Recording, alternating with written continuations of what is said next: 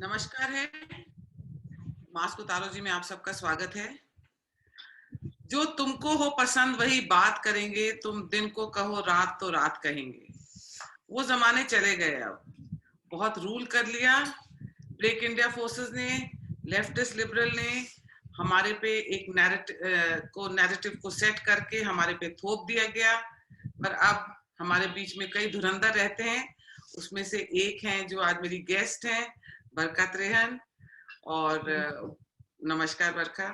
वो आज आपको बताएंगी कि कैसे ब्रेक इंडिया फोर्सेस ने रोल गलत या खराब रोल प्ले कर कर कैसे हमारे देश को नुकसान पहुंचाया है। How are you Barkha? I am good Payal ji. सबसे पहले तो सबको गुड इवनिंग, मेरा नमस्कार आपके सभी व्यूअर्स को। अब रही बात ब्रेक इंडिया फोर्सेस की, तो जैसा कि आप सब जानते हैं और अब हम न्यू इंडिया में रहते हैं, हम किसी ऐसी चीज को स्वीकार नहीं करेंगे जो हमारे देश को तोड़ती हो। वो सारी ताकतें जो हमारे देश को तोड़ती हो उनके खिलाफ हम सभी आवाज उठाएंगे। और इसी वजह से आज पायल जी आप मेरा इंटरव्यू कर रही हैं, मुझसे बातचीत कर रही हैं, क्योंकि आपको भी लगता है कि जो ब्रेकिंग इंडिया फोर्सेस है उन्हें अब हम शांत करा के बैठाएंगे, उनकी अब बातें नहीं चलेगी, उनकी दादागिरी नहीं चलेगी।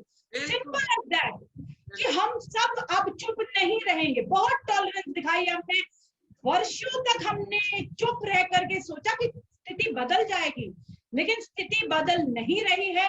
और ये जो फोर्सेस हैं, ब्रेकिंग इंडिया फोर्सेस है, ये एंटी इंडिया है, एंटी नेशन है, एंटी कम्युनिटी है, एंटी फैमिली है। इनका कोई दीन ईमान नहीं है। इनके बारे में मैं जितना कहूं उतना कम है। ये सिर्फ और सिर्फ वेनम का काम करते हैं। They spit venom the whole day and they hate Indians. Actually they didn't do this क्योंकि ये खुद भारतीयों से बहुत ज्यादा घृणा करते हैं, उन्हें हेट करते हैं, हमेशा उन्हें डिमीन करना चाहते हैं। भारतवर्ष जो इतना खूबसूरत देश है, जिसे सोने की चिड़िया कहा जाता था, इनसे उनकी डेवलपमेंट देखी नहीं जाती। और अगर हमारे देश में कोई ऐसा नेता आता है जो हम सबको जोड़ना चाहता है, जो हम सबको समझाना चाहता है कि तुम लोग एक प्राउड सिटीजन हो और इस देश में रह रहे हो और तुम्हारा भी उतना ही देश है जितना मेरा है, जब हमें ये एहसास होता है कि ये देश मेरा भी है, तब हमारी आवाजें बुलंद होती है। और ऐसे ही मेरी हर रोज मेरी आवाज बुलंद रहती है। अगर कोई भी मेरे देश को तनिक भी आंख उठा के देखेगा तो उसका बाल भी नहीं बचेगा। इसी से रिलेटेड आज हम एक एक टॉपिक पे बात करते हैं। पहले तो मुझे बात करनी है इनके जो एक फेक फेमिनिज्म है।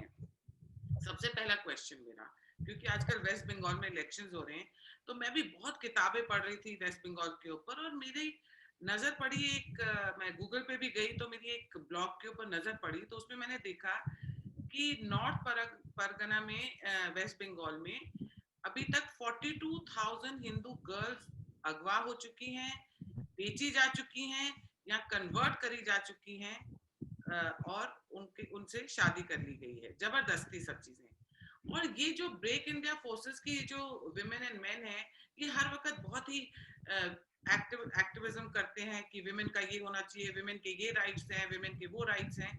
पर इस बात पे आज तक महुआ मित्रा जो मोदी जी के ममता जी को दीदी और दीदी बोलने पर इतना ऑफेंस ले लेती हैं, और इन्होंने एक औरत की इंसल्ट और ये सब बोल दिया, तो ये सब किडनैपिंग्स और ये जो छोटी छोटी लड़कियों के ऊपर, माइनर गर्ल्स के ऊपर अत्याचार हो रहा है वेस्ट बंगाल में, इसके ऊपर ये लोग क्यों नहीं बोलते?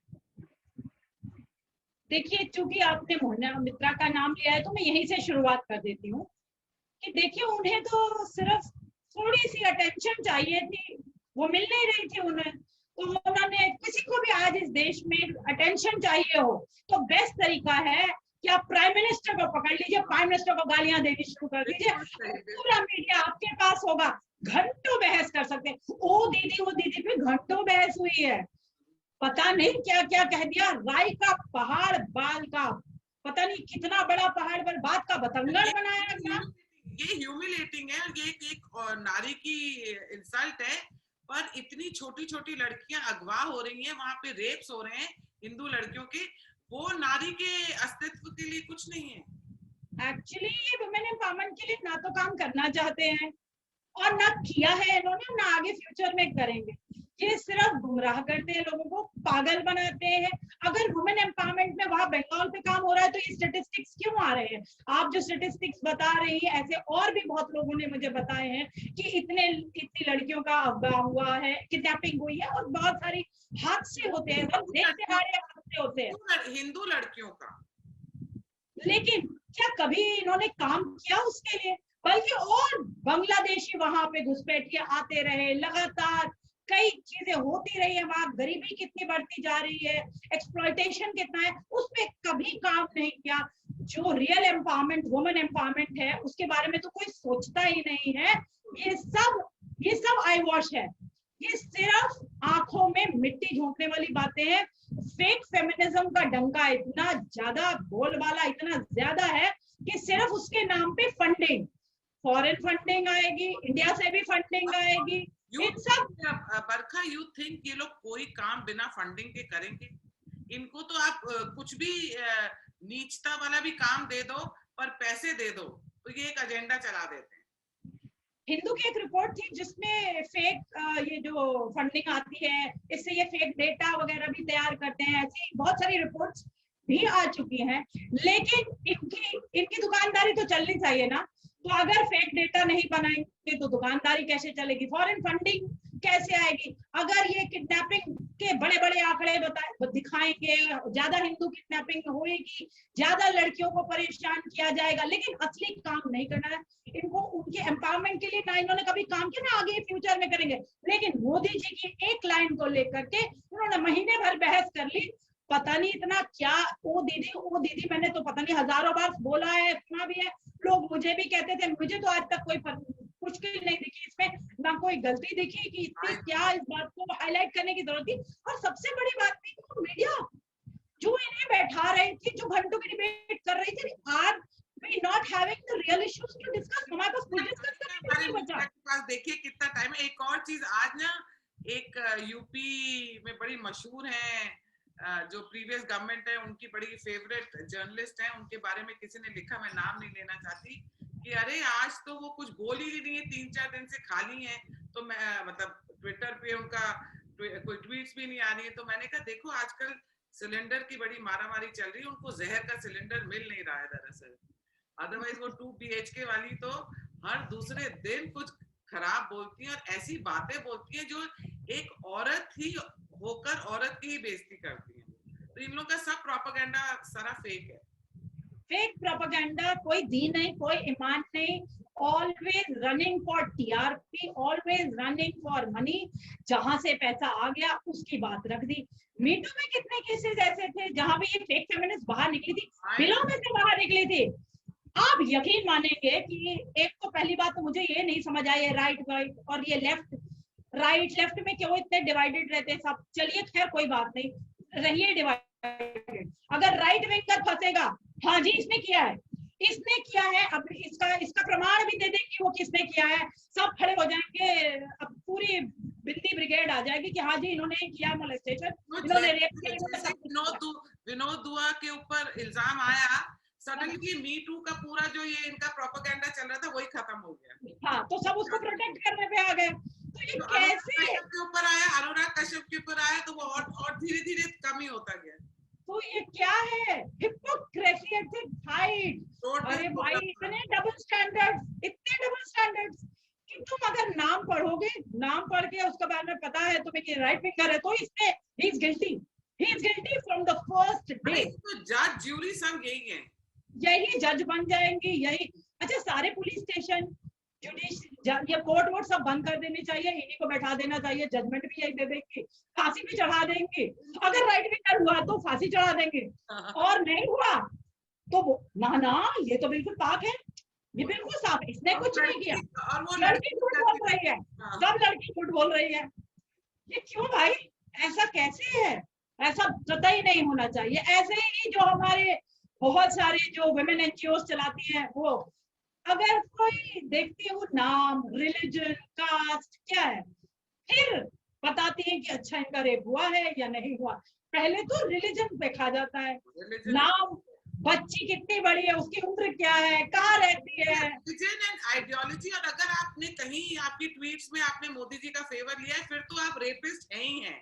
नहीं तो, और नहीं, जिस महिला का रेप में हुआ होगा उसके भी साथ कब खड़ी होंगी। हाँ। अगर वो उसकी रिलीजन अलाउ करेगी इन्हें तब खड़े होंगे, नहीं तो नहीं, भाड़ में जाओ, नहीं तो तुम्हारा रेप हो जाए, कोई दिक्कत नहीं है। हाँ, एक और चीज है बरखा, ये नया शुरू हुआ है कि जो हाउसवाइफ्स हैं उनको पेमेंट दी जाए 500 रुपए महीना या 1000। मुझे तो एज अ वुमन ये बात बड़ी ह्यूमिलेटिंग और इंसल्टिंग लगी, क्योंकि मुझे नहीं लगता कि मैं अपने परिवार के लिए, या कभी मैंने अपने माता पिता के लिए या अपने भाई के लिए, या उन दिनों में, या अब मैं अपने बच्चों के लिए खाना बनाती हूँ इसलिए कि मुझे पगार मिले। ये तो उसमें इतना प्यार है और अपनापन है मेरा खाना बनाने में अपने परिवार के लिए, उसमें मेरे इतने इमोशंस इन्वॉल्व हैं।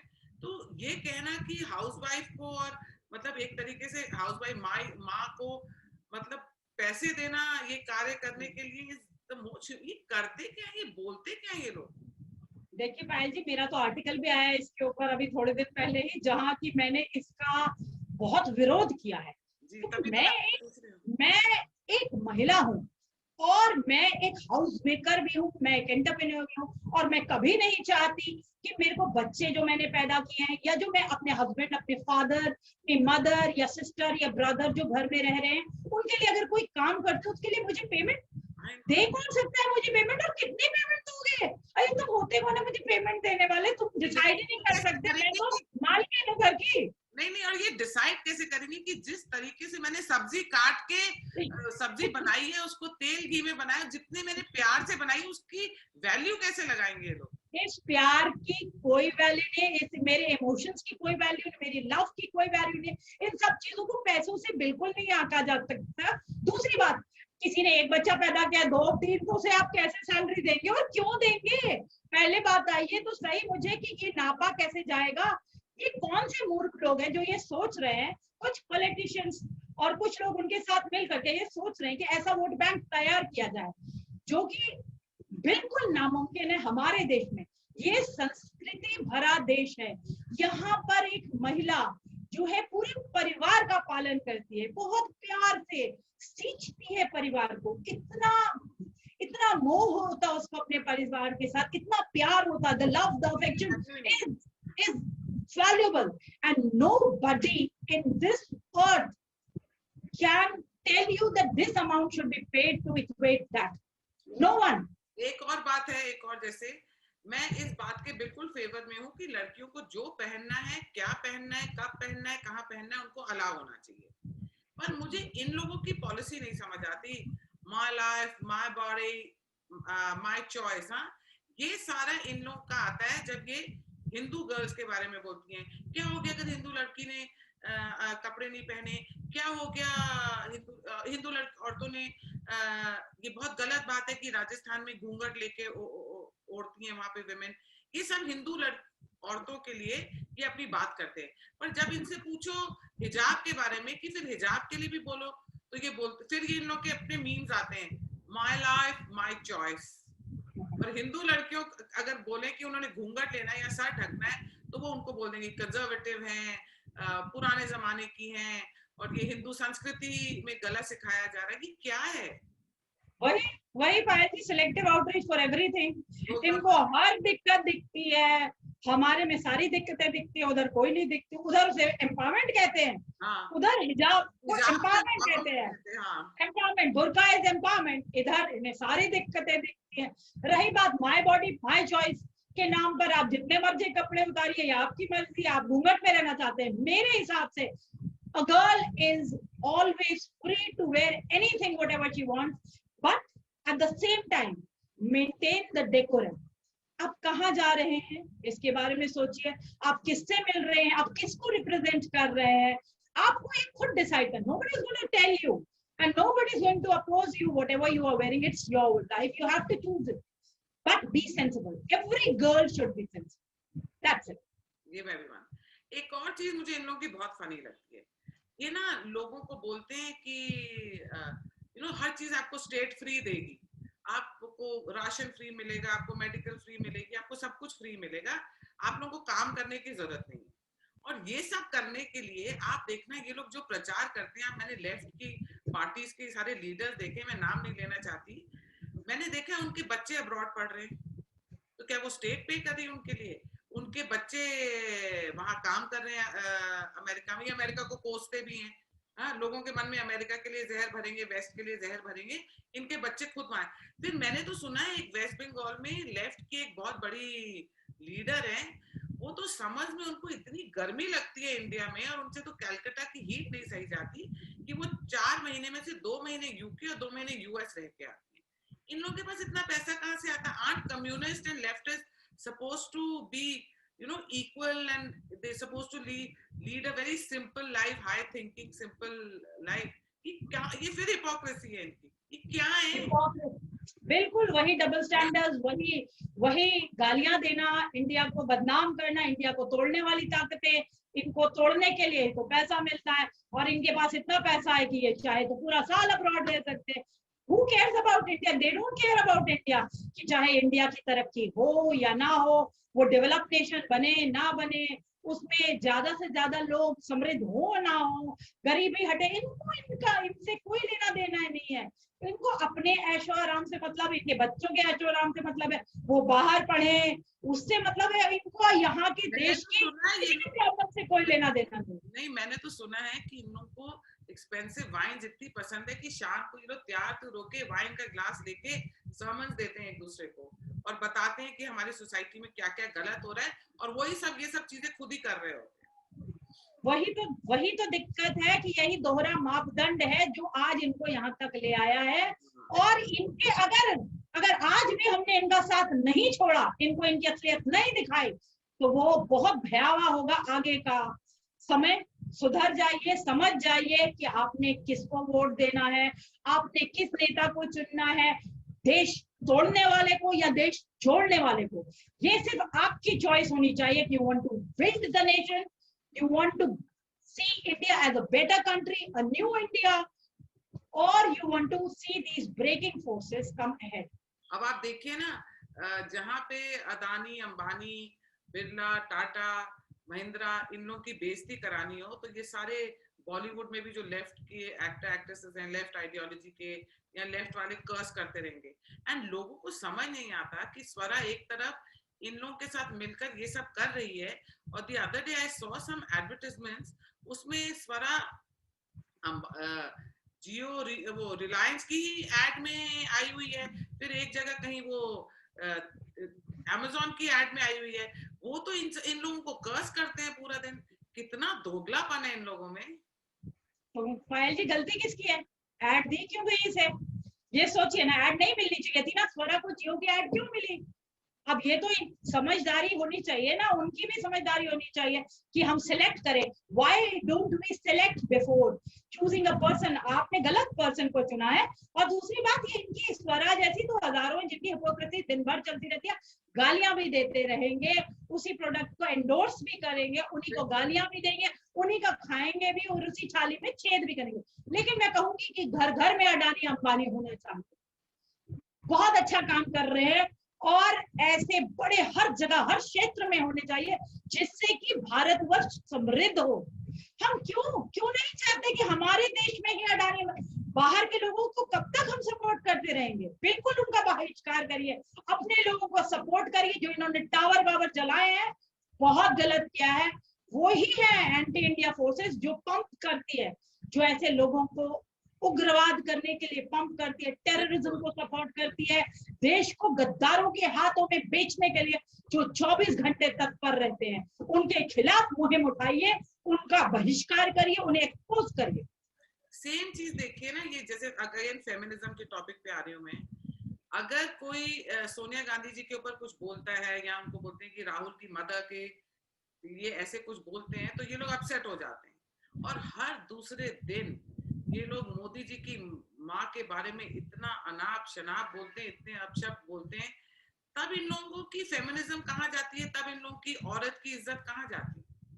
आज ही देख लीजिए, एक एड देखा था मैंने सुबह, जिस एड में उन्होंने दिखाया है कि एक मदर और बेटा है और कुछ डिस्कशन कर रहे हैं। उस एड को लेके मुंबई में, मैं पूरा नहीं एड बता सकती यहाँ पर, एजेंसी तोड़ दी कांग्रेस ने। तो वहां मुंबई में अटैक किया गया है ऑफिस को, पत्थरबाजी हो रही है। अरे एक एड तक को आप नहीं देख पा रहे हो जिसमें कहीं नहीं कुछ पता चल रहा कि वो एड किसके लिए, लेकिन आपने अनुमान लगा लिया और ऑफिस में तोड़फोड़ करने चले गए। यहाँ आप स्पष्ट रूप में माँ को गालियां देते हैं। इतनी बार मैंने ट्विटर पे, सोशल मीडिया पे ऐसी पोस्ट देखी जहां पे आप कामना करते हो कि मोदी जी की मृत्यु हो जाए, उनके जन्मदिन पे आप ये विशेष देते हो। शर्म आनी चाहिए। तब आप कहाँ रहते हो? या मोदी जी छोड़िए, और भी बहुत लोगों को कितना कुछ गलत बोलते हैं, जहां पे विमेन को भी गलत बोलते हैं, तब कभी किसी ने अपोज नहीं किया। की डेथ पे, सुषमा स्वराज जी की डेथ पे कितना गंदा बोला इन्होंने। जेटली जी की डेथ पे, पारिकर जी की डेथ पे इन्होंने इतना गंदा बोला। वही सिलेक्टिव आउटरीच वही कि अगर कोई भी राइट विंगर होगा या कोई भी जो प्रेजेंट सरकार में से है तो उसे हमने गालियां देनी है, और वो फेक फेमिनिज्म के अंदर, रेडिकल फेमिनिज्म के अंदर हो या देश तोड़ने वाली ताकतें हो, ये सब मिले हुए हैं, ये सब एक ही है, इनका एजेंडा एक ही है, भारत तोड़ो। मैंने आपकी भी ट्वीट पढ़ी और आज मैंने भी सोशल मीडिया पे, फेसबुक पे लिखा कि बरखा दत्त ने इतने सारे क्रिमेशन दिखाए लोगों को करते हुए, ये लोगों के लिए बड़ा प्राइवेट और इमोशनल मोमेंट होता है। आपका कोई हक नहीं बनता कि आप उनकी वीडियोस लें और पायर को एक जलते हुए उनकी वीडियोस है, किस के माँ बाप, किसकी लाश वहां जल रही है, वहां पे उस क्रिमेट हो रहा है, आपने उनकी फोटोज डाली हैं और लेके आपने फॉरेन मीडिया को दी है। जो आपने तो वीडियो नहीं देखा, कैरवान ने वीडियो डाला है, उसमें ये शमशान दिखाई पर पीछे अजान बज रही है। आप मानेंगे पीछे अजान बज रही है ये वाली वीडियो देखने। तो आज अगर मैंने लिख दिया कि बरखा दत्त के फादर को की डेथ हुई है, तो वो भी आज ये वाली वीडियो भी दिखा दे। जब इनकी वीडियो दिखा रहे हैं तो अपनी भी दिखाइए, तभी तो आप एक सच्चे जर्नलिस्ट हुए ना कि देखो आज कोरोना से इंडिया में मेरे फादर भी का भी देहांत हो गया। तो लोग मेरे को बोलने लगे you so insensitive, you so insensitive. मैंने कहा I am insensitive, Barkha is not insensitive. Without asking, without taking permission from the people, इसने उन लोगों की बॉडीज को शमशान घाट में दिखाया है, मतलब जो दिखानी नहीं चाहिए थी इसको, कतई नहीं दिखानी चाहिए थी। पायल जी, आपने मेरी ट्वीट भी देखी होगी। मेरे को जैसे ही सुबह पता चला, मैंने सबसे पहले कंडोलेंस मैसेज दिया है और उसके नीचे ये लिखा है कि मैं एडवाइस देना चाहती हूँ आपको कि आप ऐसा क्या अपने पिता के साथ भी करना चाहेंगे जो आपने दूसरे लोगों की लाशों की तस्वीरें क्यों शेयर करी। और फॉरेन मीडिया तक ये बातें इसलिए पहुंचाई जाती है जिससे कि इंडिया को बदनाम किया जा सके, डिमीट किया जा सके। इनका 24 घंटे यही टारगेट होती है कि कैसे इंडिया को ज्यादा से ज्यादा डिमीट किया जा सके, इंडियंस को कैसे ज्यादा से ज्यादा डिमीट किया जा सके। अभी ये लाशों की फोटोएं दिखा के आप क्या साबित करना चाहते हैं? आज की डेट में भी जितनी भी डेथ हो रही है, अगर पॉपुलेशन के हिसाब से देखेंगे, फिर भी मैं ये नहीं कह रही कि ये डेथ होनी चाहिए थी, लेकिन फिर भी यहाँ पर फिर भी स्थिति बहुत बेहतर है कई जगहों से। लेकिन मैं ये कहीं भी कतई नहीं कह रही कि ऐसा होना चाहिए। खुदा ना खास्ता किसी का भी कोई भी मरे, किसी का भाई, किसी का बहन, किसी की माँ हो सकती है, लेकिन इनको कोई हक नहीं था उन फोटोग्राफ्स, उन वीडियोस को शेयर करने का। शमशान में ये क्या कर रही थी? ये रोटियां सेकने गई हुई थी, ये वहां धंधा चला रही थी। इसे शर्म नहीं आई वहां धंधा चलाते हुए? कोई और जगह नहीं मिली थी इसे धंधा चलाने की? क्या क्या किया इसने? रेडिया टैक्स का मामला देख लीजिए और देख लीजिए कितने मामले चल रहे हैं इनके ऊपर, लेकिन अभी दोनों ने सारी हदें पार कर दी है। अच्छा, एक और बात आपने नोटिस करी, जो पता नहीं आपने मेरा ट्वीट पढ़ा कि नहीं पढ़ा। मैंने कहा पूरा दिन ये लोग फैलाते हैं डर का माहौल है, डर का माहौल है। मैंने कहा बरखा ने तो आज फॉरेन मीडिया को प्रूव कर दिया कि यहाँ मर तो सिर्फ हिंदू ही रहे हैं। मोदी जी सिर्फ ऑक्सीजन और वो तो बेड हिंदूज को ही नहीं दे रहे। देखो मुसलमान और क्रिश्चियन तो मर ही नहीं रहे, उनको तो सारा कुछ मिल रहा है। तो डर का माहौल कहाँ है? हिंदू ही सफर कर रहे हैं मोदी राज में, क्रिश्चियन और मुसलमानों की तो ऐश है। बिल्कुल जी, क्योंकि टॉलरेंस सिर्फ हिंदू है। आप देखिए, मैंने एक ट्वीट किया था, आप लोग सब लोग बल्कि देखिएगा कि मुस्लिम्स की जहां पे जलाए जाते हैं, मुस्लिम्स की जो जहां क्रिमेशन होता है, वहां पर कुछ रिपोर्टर्स गए थे, उन्हें मार पीट के वहां से भगाया गया। उन्होंने इतना मारा उन्हें और ये बोला कि तुम यहाँ पे सालों हमारे मौत के ऊपर मजाक बनाने आए हो, तुम्हारी हिम्मत कैसे पड़ गई? भगा दिया उन्हें वहां से। और ये देखिए यहाँ पर शमशान में जाकर लगातार रिपोर्टिंग होती रही। हमारे हिंदुओं में इतने टॉलरेंस है, किसी ने कुछ नहीं बोला, और इन्होंने लगातार ये फॉरेन मीडिया में भी छपवा दिया, वहां पे भी ये सारी न्यूज भेज दी। लेकिन चलिए एक बात तो है कि दुनिया को सबको पता चल रहा है कि हिंदू ही टॉलरेट है और उनके खून में आग नहीं लगी। जब इन्होंने शमशान घाट में अपना धंधा चलाया, बखूबी चलाया और चलाती रहेंगी। पता नहीं कितनी फंडिंग आ गई होगी अभी तक तो इनको, लेकिन काश अपने पिता की भी जला देती आज। फ्यूनरल की वीडियो तो हम भी देख लेते, उसमें क्या क्या था, कैसे कैसे था, बरखा गई थी कि बाहर गई थी। और अब आप एक और चीज देखिए, अब ये जो बीफ है, अगर हिंदू मेजॉरिटी नेशन है और यहाँ पे बीफ खाना मना है या काउ स्लॉटर मना है, उसके ऊपर ये लोग इतना हल्ला मचाते हैं, my life my choice, whatever allow me to eat whatever I want. ये लोग ऐसी बातें बहुत करते हैं ना, बहुत यो बनते हैं लोग, हम तो खाएंगे, हमको बीफ खाना है, हमको खाने दो। इनको बोलो एक बारी, किसी मुसलमान को बोलो, वो बोले अगर कि पोक खाना हराम है, उसको जाके बोले माई लाइफ मैं खा सकती हूँ पोक, तुम कौन होते हो मुझे बोलने वाले, तुम हमें कैसे रोक सकते हो। ये जो ये बातें करते हैं ना ये लोग, ये मैंने हमेशा बोला है, पॉलिटिशियन तो लोगों को डिवाइड करते हैं, पर जो ये लेफ्टिस्ट लिबरल मीडिया है, इनका काम ही ये है लोगों को हिंदू मुस्लिम करना।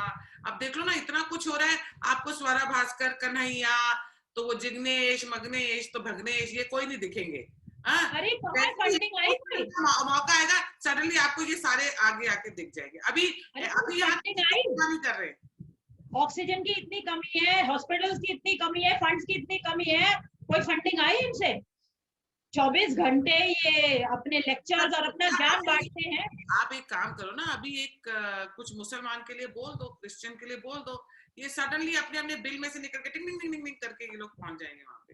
और ये लोग अभी सब बिलों में घुसे हुए हैं। और ये रही बात, ये डिवीजन लगातार चलता रहा, कास्ट, क्रीड, रिलीजन, जेंडर, हर चीज पे डिवाइड किया है। लेकिन ये हमारी समझदारी होनी चाहिए कि हम डिवाइड ना हो। और जो लोग लेक्चर देते हैं और फिर उनको ये बोल दूं कि आप अपना लेक्चर अपने पास रखिए, क्योंकि बीफ का लेक्चर अलग होता है, पॉक का लेक्चर अलग होता है। होली वाले दिन कहते हैं पानी मत वेस्ट करिए, दिवाली वाले दिन कहते हैं पटाखे मत बजाइए। अरे भाई क्यों नहीं बजाएंगे, तुमको सारे हिंदू फेस्टिवल्स में ही दिक्कत दिखती है। जलीकट्टू में कहते हैं जी वो जलीकट्टू मत करिए, एनिमल को दर्द होता है। जब आप काट के खा लेते हैं, खून की नदियां बहा देते हैं, तब दर्द नहीं होता साला, अभी दर्द होता है। ऐसे कैसे चलेगा, ऐसे कैसे चलेगा दीदी? आपने तो वो नहीं देखा, पटाखे कहते हैं पटाखे जलाने से पोल्यूशन होती है। और ये जो औरतें ये जो बातें करती है ना, ये वाली राइट टू ब्रीथ, ये जो गैंग है, ये अपनी गाड़ियों में जाती है, 50 गाड़ियों में जाती है 5 स्टार होटल। पहले 50 गाड़ियों में क्यों जा रही है भैया, 2-3 जने मिलकर एक अपना कारपूल बनाओ, फिर जाओ पोल्यूशन कम करो। फिर ये जाती है 5 स्टार के एसी के हॉल्स में, वहां जाके ये राइट टू ब्रीथ पे लेक्चर देती हैं, और अपने घर में सारे घर में 5-5 एसी चलाती हैं, और ये हमें लेक्चर दे रही हैं कि पटाखे मत जलाओ, क्योंकि लोगों का राइट टू ब्रीथ ले रहे हो आप लोग, पोल्यूशन कॉज कर रहे हो। इतनी हिपोक्रेसी। तो मैं तो हर दिवाली पे पटाखे जलाती हूँ, मैं तो जलाऊंगी और जलाती रहूंगी जब तक कि मेरे इंटरफेयर करना। मेरे को होली खेलना बिल्कुल पसंद नहीं है, मेरे को रंग अच्छा नहीं लगता है, पर मैं हर बारी होली खेलती हूँ और पानी से खेलती हूँ। ये लोग अपने घर की ड्राइववे साफ करते हैं, पाइप ले लेके इनके घर जाओ ना, ये अमीरों के घर जाओ, देखो बाहर से पाइप ले लेके तो इनकी ड्राइववे साफ हो रही होती है, गाड़ियां पाइप से साफ करते, तब पानी वेस्ट नहीं होता है इनका। पायल जी यही तो है हिपोक्रेसी कि इन्हीं की शादियों में, पहले तो एसी वाली बात आपने कह दी, और इनकी शादी में क्रैकर्स लगातार बजेंगे, बड़ी बड़ी फुलझड़ियां बजेंगे, बड़े बड़े बॉम्ब बजेंगे, और पता नहीं रोड पे पटाखे जलाए, और वो कह रही है कि एस्थमा होता है पटाखे से। और साथ में मैंने सिगरेट नॉन स्टॉप फूक लिए इन्होंने, सिगरेट पी रहे थे, सिगरेट के अलावा, और हमें सिगरेट के अलावा जॉइंट। तो कहती है मेरे को बचपन से अस्थमा की प्रॉब्लम है, और मैं इंडिया में रहती हूँ, तो मुझे ना इतना ज्यादा पोल्यूशन के कारण ना मेरे को अटैक पड़ता है। ऐसी बातें करते हैं ये लोग, और साथ में ये बोल के और वहीं पे बैठ के वाइन का ग्लास और सुट्टे मार रही होती है। मतलब इतनी हिपोक्रेसी, वही तो, वही बहुत ज्यादा हिपोक्रेसी है। It is going, it's Heights of hypocrisy कि ये वो खुद सारे काम करती है जिसे हमें करने के लिए मना करती है। बट हम नहीं मानेंगे, मेरा फेस्टिवल है, I will celebrate it my way. Holi पे पानी से रंग से होली खेलेंगे, दिवाली में पटाखे बजाएंगे, हम सब कुछ करेंगे. Enough of it. कोई आप मुझे नहीं बताएगा, मैं एक हिंदू हूँ. We will follow the policy of my way or highway. तुमको जो कहना है, जो लिखना है, जो क्रिटिसाइज करना है. मेरे को तो इतने, मैंने तो अपनी पटाखों के साथ फोटोज डाली, मुझे कितने फोन आए, तुमने क्या किया. मेरे को उस फ्रेंड का फोन आ रहा है, Payal your friend, she is so बदतमीज, शी इज रिबेल, और ये रेबेल, ये पता नहीं क्या क्या मेरे को बोल के वो कर रहा. मैंने कहा बोलते रहो, मेरे को तो जो करना होगा मैं करूँ. मेरा त्योहार लगातार मिठाइयां खराब हो जाती है. दिवाली के 1 महीने से पहले मिठाई. अच्छा, चॉकलेट, मिठाई खाने से चॉकलेट की सेल बूस्ट होनी चाहिए. वो केक खाओ तुम लोग. चॉकलेट और केक की सेल बूस्ट अप होनी चाहिए. वो सारा पैसा तो बाहर जा रहा है देश से, उसकी बूस्ट रखो. और दिवालियों में अचानक सारे देसी घी नकली, काजू बादाम पॉलिश वाले, मिठाइयां सारी जहरीली, चीनी बनावटी, मिठाइयां बनावटी नकली. अरे ऐसी ऐसी चीजें दिखा देंगे. ऐसे आप अगर अच्छे भले इंसान को पागल कर देंगे, मिठाई की शॉप से वापस ले आएंगे कि भाई क्यों खरीद रहे हो. 10 लोग और मना करने आ जाए, डायबिटीज हो जाएगी, ये हो जाएगा, फलाना हो जाएगा, ढिंगड़ा हो जाएगा. इतना ज्यादा प्रोपेगेंडा है सिर्फ. और केक और जो चॉकलेट्स है वो सब ठीक है, उसमें जो ड्राई फ्रूट यूज होते हैं वो भी ठीक होते हैं, उनकी चीनी भी ठीक होती है, उनका कोको पाउडर भी ठीक होता है, उसमें कोई दिक्कत नहीं है. वो भगवान, मैं तो इन सब चीजों को एक्सपोज कर करके अपनी पूरी फैमिली, अपने पूरे फ्रेंड सर्कल, अपने ट्विटर पे भी जितने मेरे साथ लोग जुड़े हैं उनको बताती रहती हूँ कि ये कुछ भी बोले इनकी नहीं सुननी है. अपना दिमाग लड़ाओ और अपना दिमाग यूज करो. और हमारे जो फेस्टिवल है उनको कंडेम करने वाले या उन्हें नसीहत देने वाले, ये होते कौन है? ये मेरी लाइफ है, ये मेरा फेस्टिवल है. I am a proud Hindu and I am a proud Indian citizen. I will live my way. I choose to celebrate my festival my way. कोई नहीं बोल सकता कि मुझे दशहरा ना मनाओ या दिवाली ना मनाओ या होली ना करो, या जो बहुत ज्यादा मैंने सुना जलीकट्टू मनाने के लिए भी वहां पे मना किया था. केरला में बहुत सारी दिक्कतें हैं, लेकिन इनको सिर्फ हमारी दही हांडी का साइज इतना होना चाहिए. इसके ऊपर कोर्ट आया था बताने. अरे कोर्ट बताएगा हमें, कोर्ट हमें बताएगा क्योंकि हम बहुत टॉलरेंट है, इसलिए हमें कोर्ट बताएगा. सबरीमाला में कौन एंटर होगा ये भी हमें कोर्ट बताएंगे.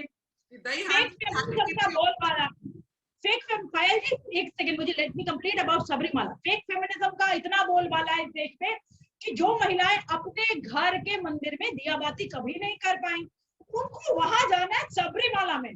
सबरीमाला में उन्हें इसलिए जाना है क्योंकि वहां पे महिलाएं की एंट्री बैन है. वो भी कौन सी महिलाएं?